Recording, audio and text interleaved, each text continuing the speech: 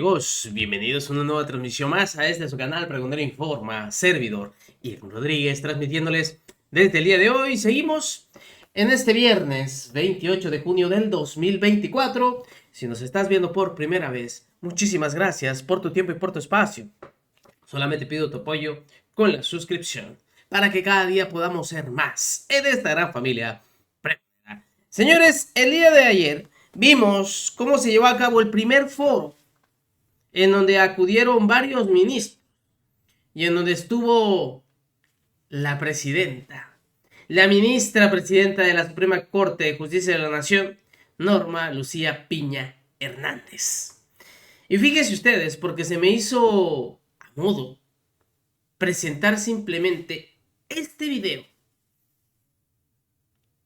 Porque ahorita que andan ellos muy preocupados por el hecho de cómo se deben de nombrar a los ministros, esta señora, esta ministra, llegó simplemente por órdenes de arriba y de allegados. Porque si hablamos de eficiencia, ¿qué es lo que se busca para que llegue alguien a ser ministro? Aparte de toda la experiencia, esta señora nunca debió de llegar a ser ministra. ¿Y por qué lo decimos? Porque ella tenía muy malos resultados. Y sin embargo, fue nombrada ministra. Y actualmente, siendo la presidenta de la Suprema Corte de Justicia de la Nación. Dicen que debe de haber simplemente contrapesos y que debe de existir esa independencia entre los poderes. Pero tal parece que antes se metía a estos individuos simplemente para que puedan estar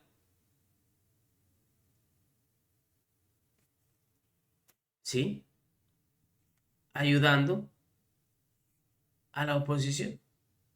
Y nos queda más que claro. Y esta señora fue una de ellos. O ya olvidaron este videíto, señores.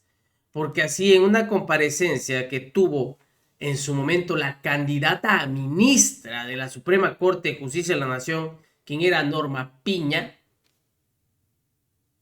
así fue simplemente exhibida.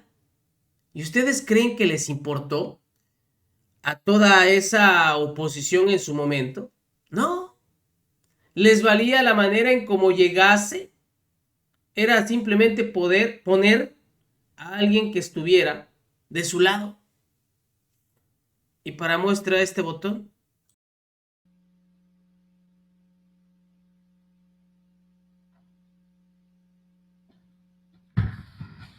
Muy buenos días. En realidad la pregunta que iba a hacer era otra, pero a partir de lo que preguntó la senadora Tagle, creo que hay la oportunidad de hilarla. Con respecto a lo que usted nos ha contestado en materia de la existencia, tanto el inicial como con la que usted ha dejado los cargos en los que ha estado. Voy a leer varias de la estadística que he sacado precisamente para tener en contexto las preguntas que le quiero formular. Solamente quiero dejar en claro que estas tienen que ver con pues la parte que establece la Constitución, donde quienes son propuestos por parte del presidente de la República tienen que destacar por la eficiencia en cuanto al desempeño de sus cargos. De hecho, así lo dice la Constitución, además de otras cosas como probidad. Y quiero subrayar el tema de la eficiencia, porque me parece que no es un asunto menor, que esta sea en comparación, primero hago la lectura, en comparación con otros tribunales colegiados de circuito en materia administrativa del primer circuito, el 14º, que es en el que estuvo usted antes, es de los que más días tarda en resolver asuntos, 147 días para amparo directo el número de días más bajo para otro tribunal del circuito es de 58 días, 123 para amparo en revisión, el número más bajo es de 37 días. Es decir, mientras que para el tribunal en el que usted estaba, eran 147 días, el promedio podría ser de 58 días para otros. De igual forma, es de los tribunales de circuito, estamos hablando del mismo en el que estuvo usted anteriormente, menores egresos por sentencia tiene 1,480, cuando la mayoría de estos en materia administrativa del primer circuito sobrepasan los 2,000. Usted y obviamente sus compañeros, 1,480, la mayoría sobrepasan los 2,000. Durante el 2014 se mostró una permanente tendencia a la acumulación de carga de trabajo, pese a que los ingresos de asuntos tendieron a la baja y los egresos siempre estuvieron por debajo de los primeros. Me quise poner aquí porque esta es la gráfica. O sea, entran más cosas que las que salen y, digamos, la productividad en términos comparativos, pues la verdad es que es, esta grafiquita es la del tribunal en el que usted estaba. Es la más alta. Es el último lugar en términos de rezago. Entonces, quise hacer la pregunta, termino solamente con la exposición porque las contestaciones de usted la verdad es que me dejaron serias dudas respecto a su posición, respecto a sus pares y obviamente respecto al Poder Judicial. Para diciembre del 2014 la existencia inicial fue de más del doble que la media nacional. La media nacional fue de 648 para los tribunales en materia administrativa, como consecuencia de la acumulación y la baja productividad con respecto al resto de los tribunales en materia administrativa. El 14º fue de los menos eficientes. Entonces, no solamente fue de los menos eficientes, fue el más ineficiente. Ya en su encargo, ahora en la última etapa, como magistrada del 20º Tribunal Colegiado, esta tendencia se mantiene.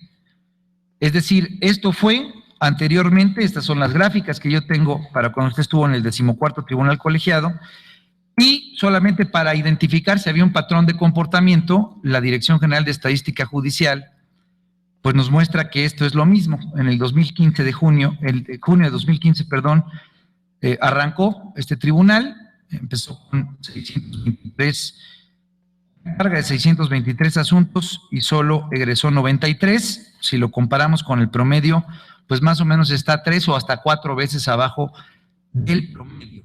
Entonces, repito, la Constitución establece que uno de los criterios por los cuales el presidente mandará a alguien a que forme parte de una terna es el de eficiencia.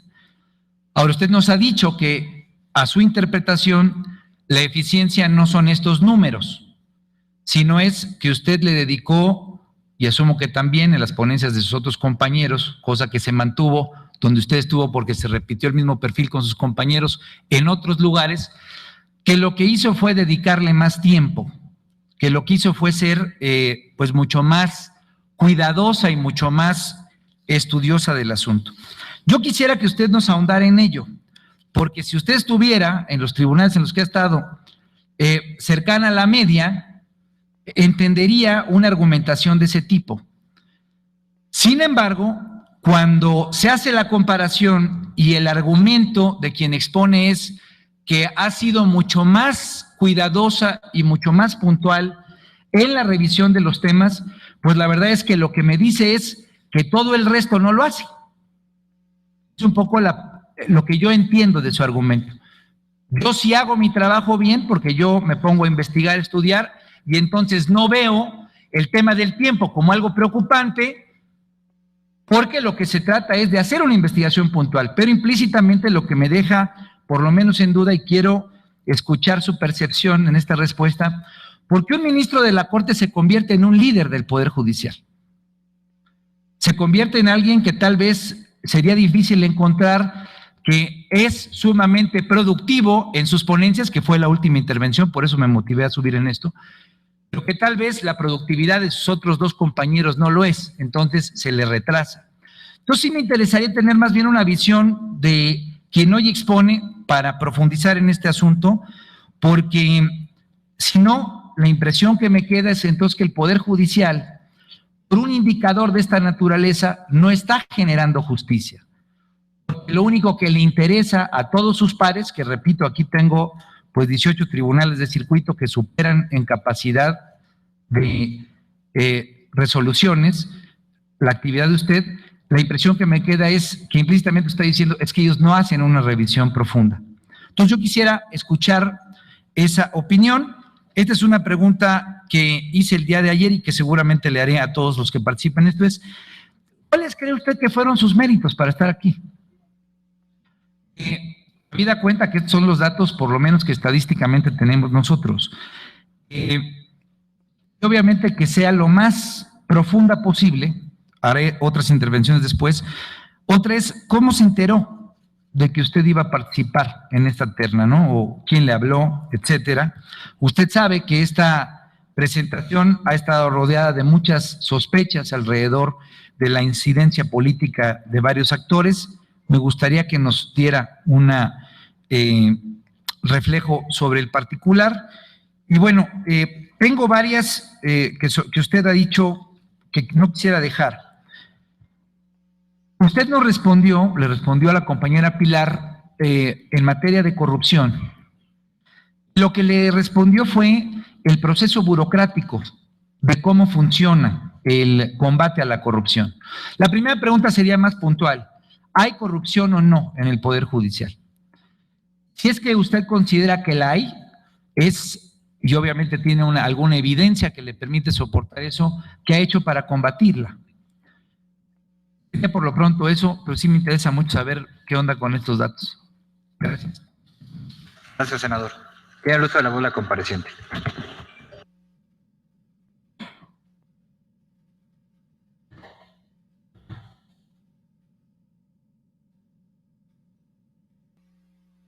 Muchas gracias por las preguntas, porque si lo que se entendió de mi participación fue lo que posiblemente yo di a entender que derivó de lo que usted me está cuestionando, me da la oportunidad de aclararlo. No es que unos compañeros no estudien los asuntos y nosotros sí. Nunca es mi intención hacer esa referencia.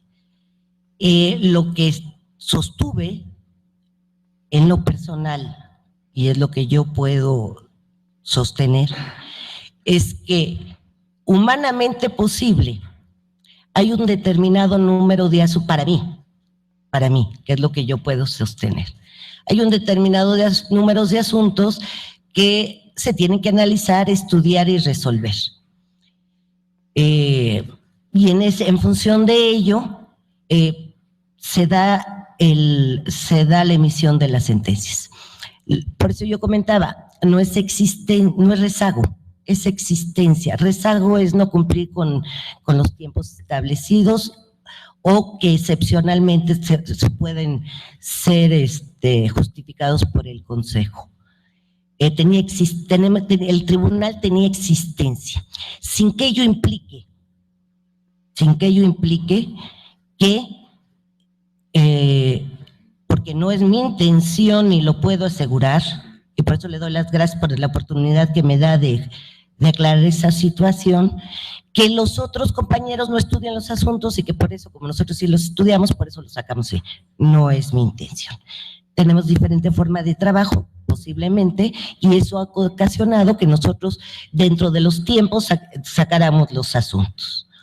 Por otra parte, ya que me está cuestionando, y se lo agradezco, en función de qué pasó en el 14, no me gusta justificar por cuestiones administrativas.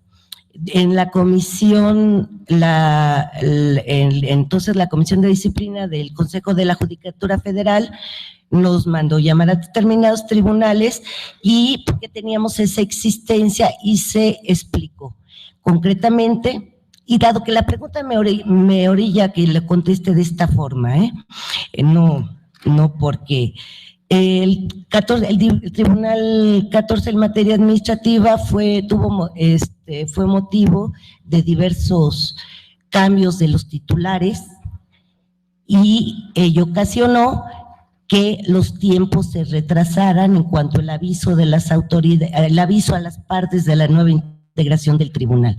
El tribunal colegiado fue cambiado en integración en 2 o 3 ocasiones. Eso sí se amerita un tratamiento especial, tanto administrativamente como en la fijación de los criterios. El que en diciembre, en el tribunal que actualmente yo me encuentro inscrita, no sé, la estadística dice 93, debe ser de junio, de egreso, ¿no? Gracias.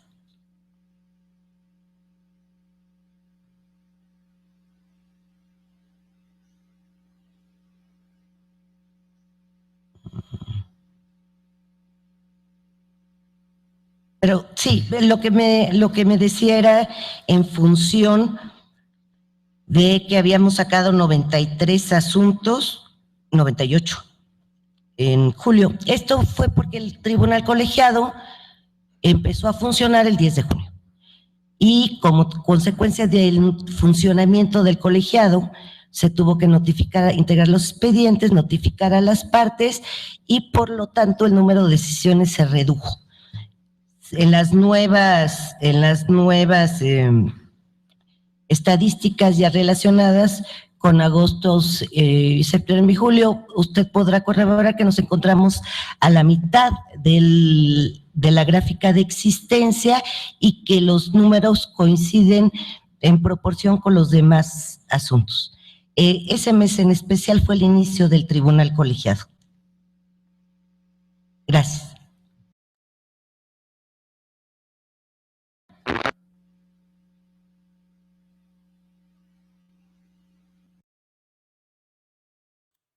Y esa fue la manera, según ella, de salir de ese cuestionamiento.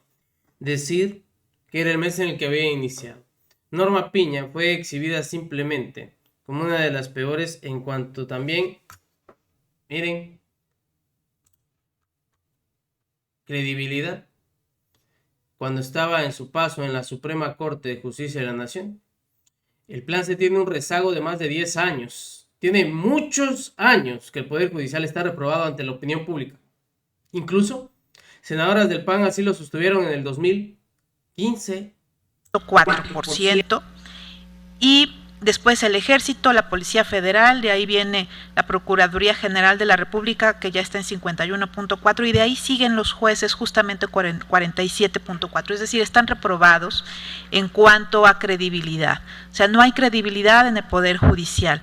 Y por ello, insistiría en plantear esta pregunta complementada con una de la propia sociedad civil, en el sentido de qué hace falta para que el Poder Judicial sea un contrapeso real, capaz de integrar, robustecer y corregir a la luz de la Constitución los actos del Poder Legislativo y Ejecutivo. Eso me gustaría que me contestara. Muchas gracias. Gracias, senadora. Tiene el uso de la voz la compareciente.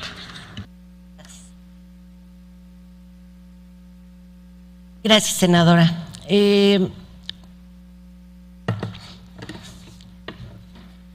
No sé si las estadísticas del INEGI hagan una división entre jueces federales y locales, porque yo creo que esa división tendría que hacerse para ver si el grado de confianza, soy sincera, lo desconozco. También creo que a todo le buscaba a esta señora un pretexto. Pero lo que sí es que podemos ver y asegurar que no llegó en su momento la más capacitada, sino alguien a modo. Nos vemos, señores, que sigan pasando un excelente día. Servidor Rodríguez transmitiéndoles desde su canal, y por eso es que se plantea una reforma al Poder Judicial y la manera en cómo se designan a ciertos ministros. Nos vemos. Hasta la próxima.